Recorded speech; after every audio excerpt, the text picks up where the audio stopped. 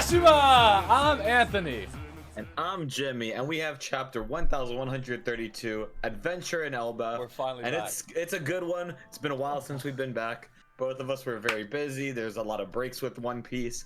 So, it's good to finally be back here. I know, yeah. I feel like we haven't talked about One Piece in forever, but we start off strong with more of the Inari Shrine stuff. We see Udon being rebuilt. That's cool and all. Still waiting for this cover story to ramp up, but into the chapter, we got some pretty big reveals. I mean, we're really seeing the land of Elbaf here. I mean, we had this previous chapter, adventure into the land of mystery, I think it was, when we were in the Legoland, and that was kind of like our very first Elbaf chapter. But now we get adventure in Elbaf, and we get these chapters, like these chapter names, every new arc, where I think for Egghead it was like adventure in the land of the future or whatever, and it's the naming convention always stays the same. So this is the true adventure in Elbaf starting point here, and immediately we see Elbaf child Colin. So this was the kid that was like the Luffy clone, right?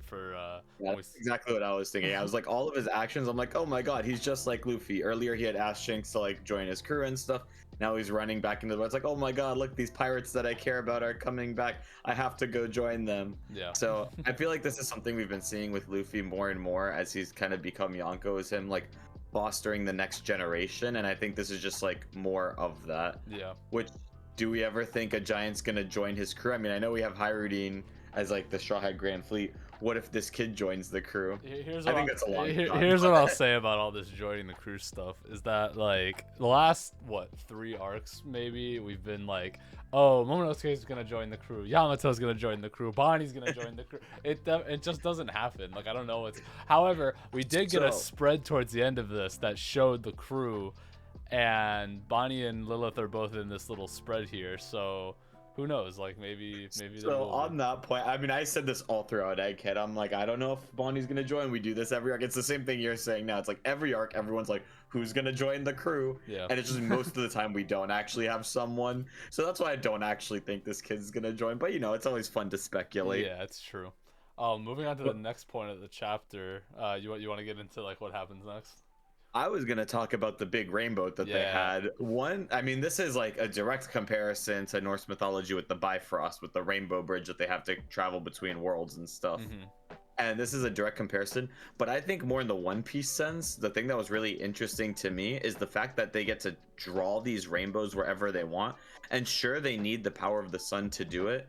But I wonder if it's natural sunlight that they need or if it can be artificial sunlight, because one of the theories that I was thinking about with this is if they can draw, let's say, rainbows, couldn't they theoretically just draw anything else just like with the rainbow patterns? Right. And if they can do that, is this like a way of fast travel between different places? Like, what would happen if Frankie, for instance, put like a coating of this on the bottom of their ship, and then they can literally just kind of fly wherever, and as they're moving forward, they're creating a bridge as they move forward. That'd be cool. There's a couple of places my mind went to when seeing this rainbow. Obviously, it's really cool, and like I think that with Elbaf being like Fable backwards, literally, we're gonna see a lot of these kind of like Fable-esque things. Like this to me in the realm of Fables is like the gold at the end of the rainbow that you would like ride, catching a leprechaun, whatever, like things like that is kind of where my head went. But also as far as like the in-world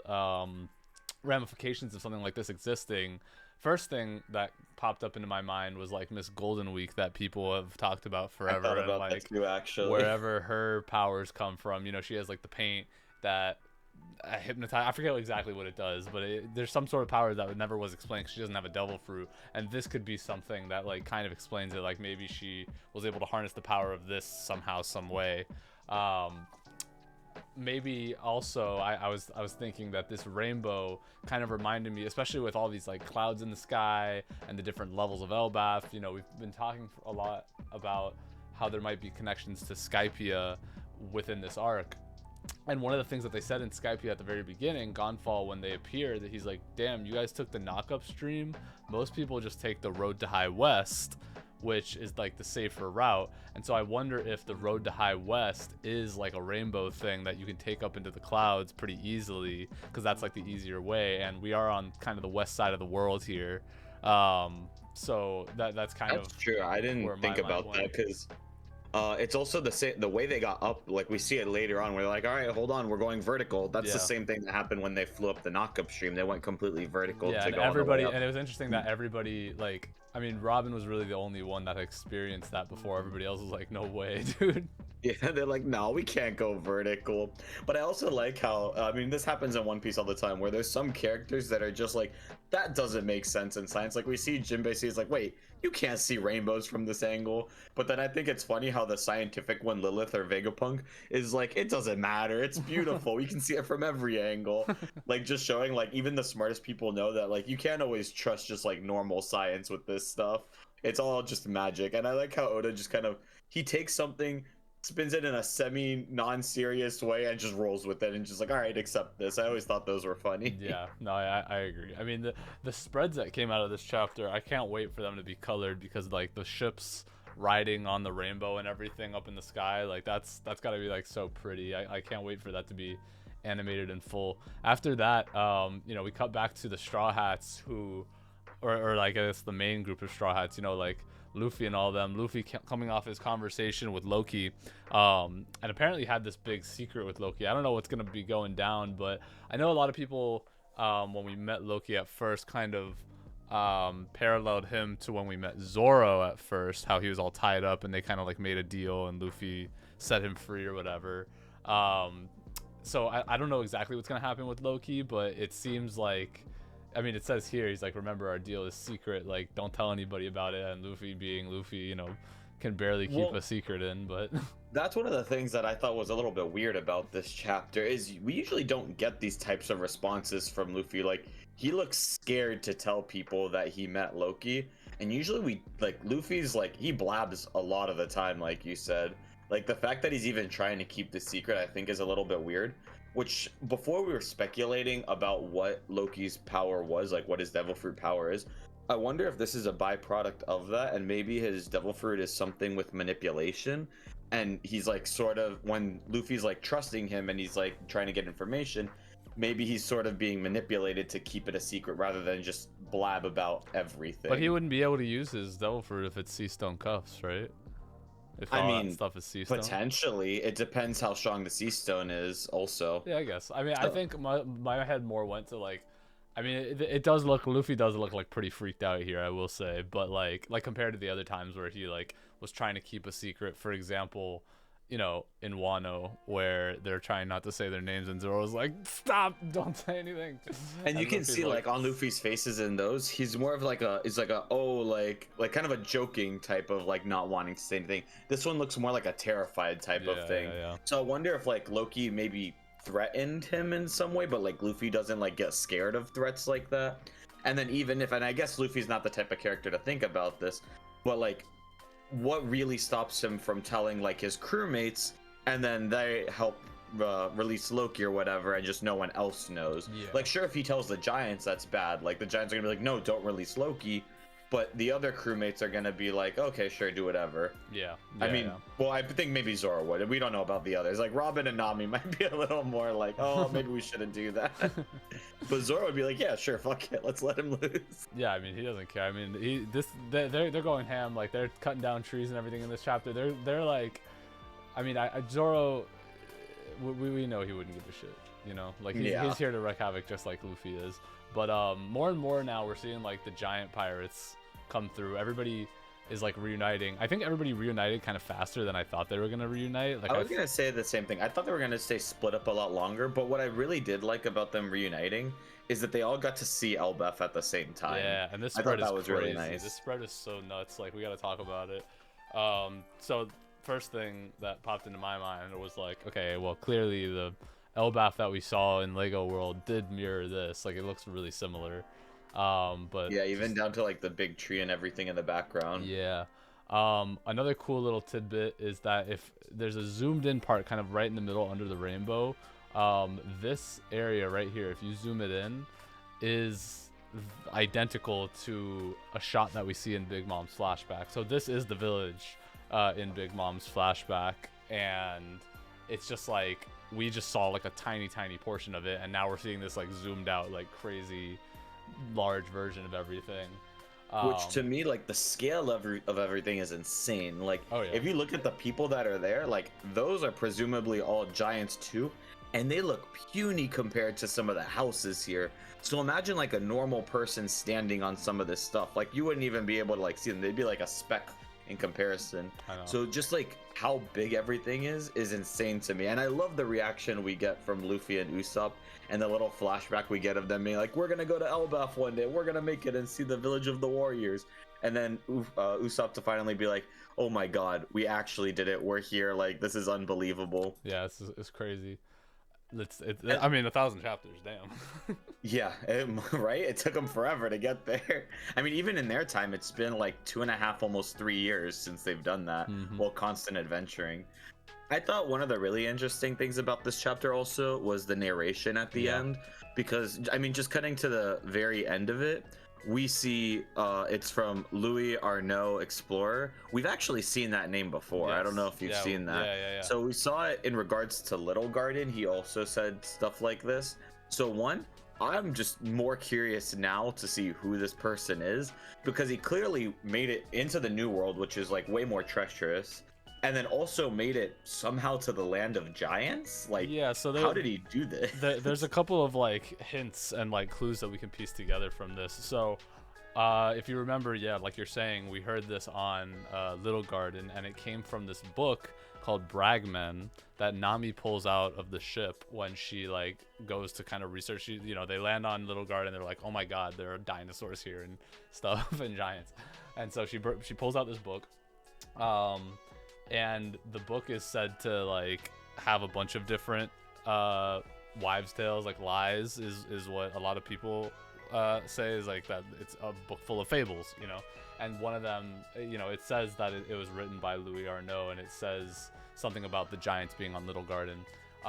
Presumably it was published like within the last 100 years or so, and you see the book actually also in Ohara, like when at some point in Robin's flashback. So at least between 100 and like 22 years ago, like this book was actually published, and somehow, you know, it got out into the world and Nami had one. So one connection that I saw some people making is like, if this was a book full of like fables that people didn't believe at first, that were just like fairy tales, it kind of makes you think of like liars, right? And you immediately think of Usopp's lying, and like his connection to Nolan and all that stuff.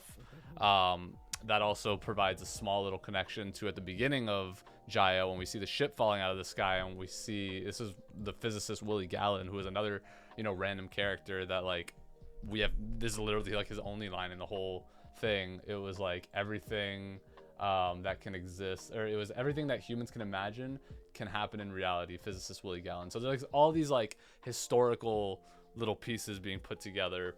The fact that Nami has been the one that like had the book in the first place, like some people are saying that maybe like Louis Arnaud the Explorer has some connection to her, but I think the biggest thing is just the fact that that might be him right there, right in the silhouette. One of the things I was thinking also is, I wonder if this is like an alias of somebody who was exploring, and the people that we know have explored to all these places, especially like you said, if we see this in the Library of Ohara like 20 something years ago, that means it must have been published a few years before that at least. Yeah. And which pirate crew was notorious and adventuring during that time, except for the Roger pirates, right? So I wonder if like their historian was taking these notes but didn't want to put it under their name because, well, you know, the world government's trying to track them down and everything. Well, that's a good point, because I don't know. Sorry, go on. I have a connection there. Well, I was gonna say that silhouette is actually very similar to something we've seen in a cover story before, meeting with Crocus. And it's somebody that a lot of people for a while were theorizing that it could also be like Scopper Gabon, who is part of Roger's crew, who we assume we're going to see eventually. Like, we saw Rayleigh early on, or I say early on, but that was like 500 chapters in. But we saw Rayleigh relatively early on. Yeah, one of the first that we see, you know. And then we haven't really seen anyone else from the crew. But the only one we know confirmed that was dead was Roger himself. We didn't really hear about any of the others. So for a long time, people have been speculating where's Scopper Gaban. He should be one of the other important ones on there. And that guy was one of them, who is, like I said, the same silhouette as this guy here, who we also see now with this narration behind him. Yeah. So is it time for Scopper Gaban? I mean, it could be, but it could just be like, that might be somebody totally different. Like, we could be tricked that it's not Scopper Gaban. I mean, that would be the thing that I think most people think, because obviously, like, the Roger connections and everything. I don't mind that at all. I just think it could also be like a misdirection thing. One thing that I think we definitely have to talk about is just the last line. He says, if I could only write one thing about this enticing nation, it would be this: do not linger here for too long.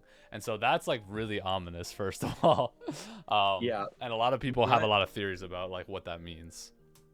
My initial thoughts is this is kind of like a Hotel California type of thing, right? Where it's like, oh, this place seems amazing, seems like to be like a wonderland of peace and prosperity at first, but you get stuck there for so long that you kind of forget everything on the outside.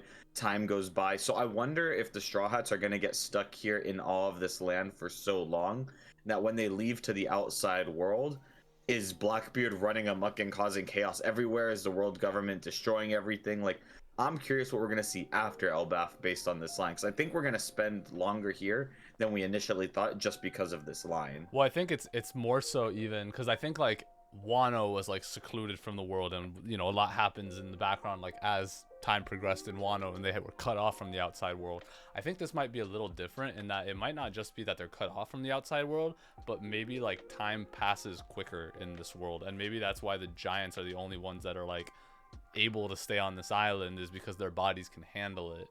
And if they're, you know, and that's why they get so old or whatever, because they just like they age super fast here. There's even a line from Shanks not too long ago in a couple chapters, and he goes, oh, I guess I lost track of time. And I feel like a lot of people have also been talking about a time skip to be happening, and this is kind of like a caveat as to not do like a real time skip, but for the Straw Hats to like have kind of a built-in training arc, like almost a hyperbolic time chamber of an island where time passes faster, they get strong really fast, and then, you know, they come out on the other side and they're like, holy shit, like 2 years just passed, and we have to, you know, that now Blackbeard's running amok, like all this other stuff is happening, blah blah blah, just because they had been on the island for so long. And so like I think we have to kind of look at like the different people that we've seen come off of Elbaf. And isn't many. It's not. No, it's not. The only ones we really know for sure is Shanks's crew, some of these giant pirates themselves, and then probably Roger. We technically don't even have that confirmed, but probably Roger. Yeah. Right. Well, I mean, like, I don't know what the timeline was with like Mother Carmel, for instance. You know, like she was really young when Big Mom showed up, and then like not that long into the flashback, she's like an old lady. You know what I mean? So that's true. Actually, I didn't even think about that. You know, like I think, and I think that would kind of make sense as to why he's saying like, hey, don't linger here for too long, because like you can lose track of time and like things can just, you know, you just die faster than you thought you would.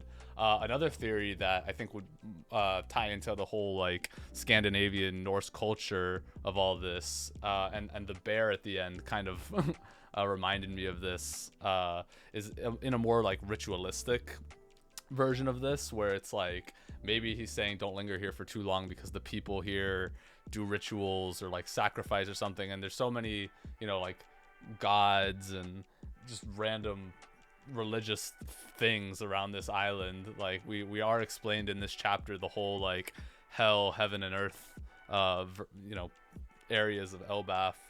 And then, you know, also the skulls of the giants wear, and that's on Hyrudine's ship, and all these things. I wonder if there's a darker world where he's saying not to stay here for too long because the people are a little crazy.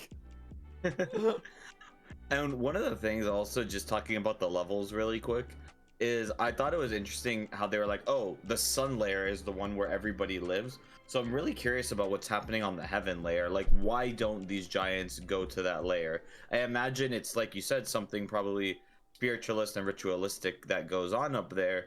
But ideally, or maybe not ideally, but presumably that means that somebody has to be at the top kind of holding order. So is there a sun god that they worship up there, or is that maybe just where like the king lives and then all the other like people, all the other peasants live on the sun layer? That's kind of what So, my mind went to, is that they would be like the royalty up there, you know. which in that case, it kind of mirrors the outside world we've been seeing, right? Where the celestial dragons live atop the world from everybody. The sun layer would kind of be like the normal ocean, like floor, like sea level where most people live. And then the dead, you could consider maybe kind of like the fishermen, and that's how they kind of view them also, where they push them down under where nobody can see them and they can't see like the light of the sun. That's where they're keeping Loki, so you know. Yeah. I would say also one interesting thing about it being called heaven is that, like, just to go back to the Skypiea stuff, isn't that kind of what NL was calling the upper yard, like his version of heaven was up there? So I don't know if maybe like the people that are at the top think of themselves in that way, or maybe the tree reaches all the way up to the Sky Islands, you know, like we're already in the clouds when we see the in this rainbow. So I mean, they're literally like standing on clouds and using them to like walk across and stuff. So, I mean, they're definitely at the level for the Sky Islands. And that was like a really old theory that people were talking about. Like when you mentioned the different ways to get to the Sky Islands before, the big one people thought of were like, oh, that way is through Elbaf. And they thought, oh, maybe there's a giant tree in the middle and that's the way people go up. Yeah. And it's probably some combination of that and the rainbows that we see now.